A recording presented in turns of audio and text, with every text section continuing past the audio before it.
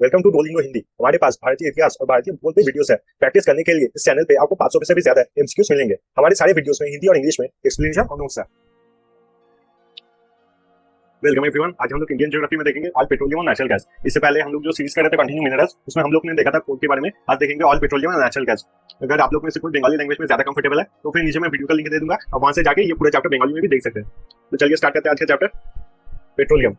Petroleum में हम लोग देखेंगे कुछ इंपॉर्टेंट फैक्ट्स जो हम लोग के एग्जाम में आते हैं वन लाइनर्स, जो एमसीक्यू में ज्यादातर आते हैं। Oldest oil field in India, तो oldest oil field in India है आपका दिगवा, जो कि आपका आसाम है। ये आपका वेरी वेरी इंपॉर्टेंट है और एग्जाम में बहुत ही कॉमन क्वेश्चन है। Oldest oil field in India वो है आपका दिगवा, जो कि है आपके आसाम में।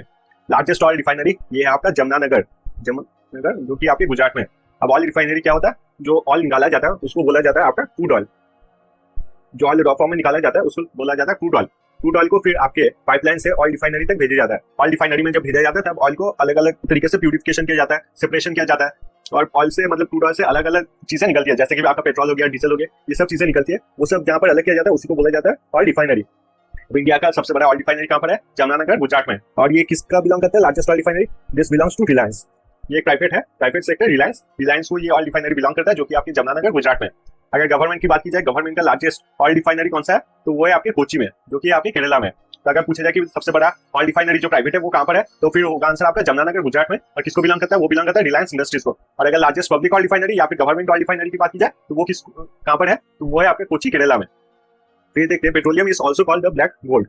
तो आपको पता ही है कि पेट्रोल का वैल्यू कितना ज्यादा है और इसको कहा जाता है आपका ब्लैक गोल्ड। अगर कोल की बात की जाए तो उसको कहा जाता है ब्लैक डायमंड। ये आप याद रखिएगा, पेट्रोल को कहा जाता है ब्लैक गोल्ड और अगर कोल की बात की जाए तो कोल को कहा जाता है black diamond. The top producer of crude oil is Maharashtra. Crude oil का जो टॉप प्रोड्यूसर है वो है आपका Maharashtra.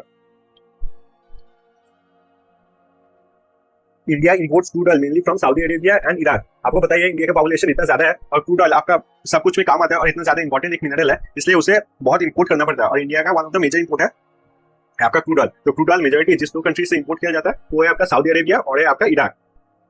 Mumbai high is the highest producer of crude oil and natural gas. Mumbai high जैसे नाम से पता चल रहा है आपको मुंबई में है और ये सबसे बड़ा प्रोड्यूसर है क्रूड ऑयल का और नेचुरल गैस का। अगर क्रूड ऑयल और नेचुरल गैस की बात की जाए वो दोनों आपका ओशन में मिलता है और मुंबई हाई भी आपका पता ही होगा कि ओशन में ही है, अरेबियन सी में। और वो इंडिया में सबसे हाईएस्ट प्रोड्यूसर। इंडिया का जो मेजोरिटी क्रूड ऑयल और नेचुरल गैस मिलता है इंडिया को, वो मेजोरिटी पोर्शन ही निकलता है सिर्फ मुंबई हाई से। अब हम लोग देखेंगे कुछ इंपॉर्टेंट रिफाइनरीज।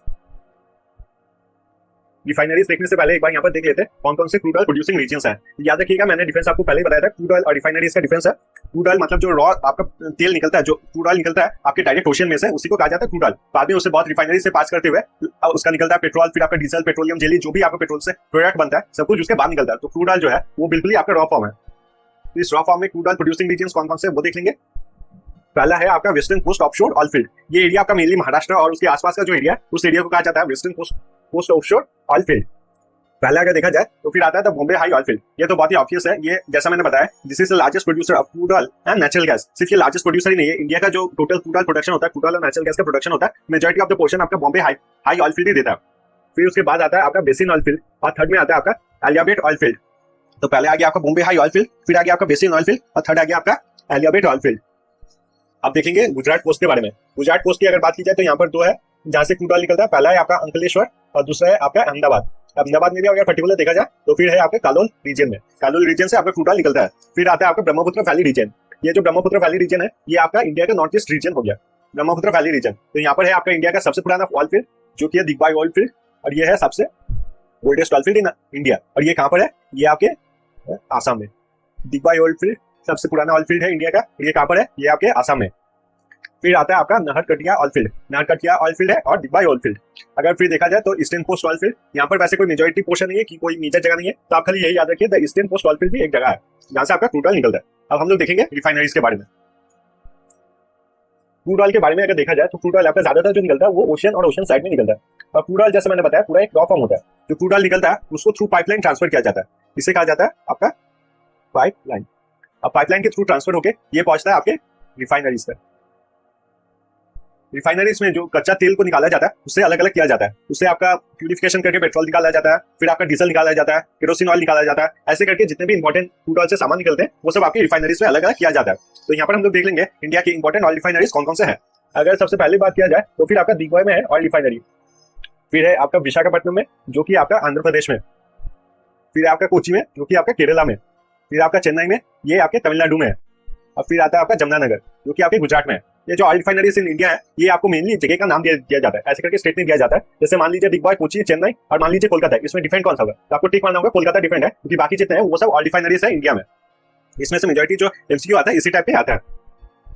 अब हम लोग देखेंगे मेजर पाइपलाइंस ऑफ इंडिया। जैसा मैंने बताया था, मेजर पाइपलाइन जो होते हैं वो आपके क्रूड ऑयल जहां पर प्रोडक्शन होता है वहां से ले जाके रिफाइनरी तक पहुंचाता है। ये सिर्फ रिफाइनरी तक नहीं पहुंचाता है, दूसरे जो इंपॉर्टेंट जगह पे ऑयल पहुंचाना होता है या फिर पेट्रोल पहुंचाना होता है, वहां तक भी ये पाइपलाइंस काम करते हैं। तो पाइपलाइंस क्या होते हैं, एक बहुत ही ऑब्वियस चीज है। पाइपलाइन से आप समझ सकते हैं कि ये पाइप्स होते हैं, बहुत लंबे लंबे पाइप्स होते हैं, और ये अंडरग्राउंड रन करते हैं। ये सिर्फ ना ही पेट्रोल पहुंचाते हैं, नेचुरल गैस और दूसरे पेट्रोल और नेचुरल गैस जैसे मिनरल्स भी ये पहुंचाने में मदद करते हैं एक जगह से दूसरे जगह में। तो ये जो मेजर पाइपलाइन है इंडिया में, इन्हें याद रखना होगा। तो अगर कहा जाए इंडिया का सबसे पुराना पाइपलाइन, तो सबसे पुराना पाइपलाइन है आपका नहरकटिया नुनामती बड़ूनी पाइपलाइन। ये सबसे पुराना पाइपलाइन है इंडिया में। इंडिया में जितने भी पाइपलाइंस है, सबसे पहला पाइपलाइन जो इंडिया में बना था वो बना था आपका नहरकटिया नुनामती और बड़ूनी पाइपलाइन। फिर आता है आपका Mumbai high pipeline. Mumbai high जैसा आपको समझ में ही आ रहा है कि पहले मुंबई हाई में प्रोड्यूस होता है, वहां से मुंबई में आता है, मुंबई से अंकलेश्वर। फिर आता है कियोली पाइपलाइन। आप समझ ही सकते हैं जो पाइपलाइन है वो कितना लंबा है, कि एक दूसरे से दूसरे जगह पे जाता है। तो ये पाइपलाइन भी बहुत इंपॉर्टेंट है, मुंबई हाई, वहां से मुंबई, अंकलेश्वर और फिर कियोली पाइपलाइन। और ये पाइपलाइन आपके ज्यादातर एग्जाम में नहीं आता, क्योंकि मुंबई हाई जहां पर आ जाता है बहुत ही ऑब्वियस हो जाता है और ज्यादातर स्टूडेंट्स को पता भी होता है ये पाइपलाइन किस काम में आता होगा और ये पाइपलाइन किस जगह में मिलता है। फिर आता है आपका सलैया कोयाली मंथुरा पाइपलाइन, सलैया कोयाली मंथुरा पाइपलाइन। फिर आता है आपका हजीरा बीजापुर जगदीशपुर गैस पाइपलाइन। जैसा कि मैंने पहले ही बताया, सारे जो पाइपलाइन है वो पेट्रोल कैरी नहीं करते हैं। यहाँ पर आप हजीरा से जगदीशपुर तक जो पाइपलाइन देख रहे हैं वो आपका है एक गैस पाइपलाइन, तो इससे गैस ट्रांसफर किया जाता है एक जगह से दूसरे जगह तक। फिर आता है आपका कंडला भटिंडा पाइपलाइन। ये इंडिया का लॉन्गेस्ट पाइपलाइन है, ये भी आपका वेरी वेरी इंपॉर्टेंट है। ये Kandla Bathinda pipeline, longest pipeline of India.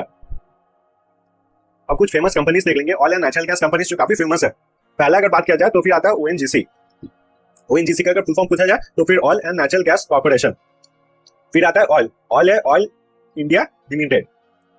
फिर आता है गेल, गेल से आता है आपका गैस अथॉरिटी ऑफ इंडिया। फिर आता है आईओसी, आईओसी से आता है आपका इंडियन ऑयल कॉर्पोरेशन। फिर आता है आपका एचपीसीएल, एचपीसीएल बनता है आपका हिंदुस्तान पेट्रोलियम कॉर्पोरेशन लिमिटेड। फिर आता है आपका बीपीसीएल, बीपीसीएल से आता है आपका भारत पेट्रोलियम कॉर्पोरेशन लिमिटेड।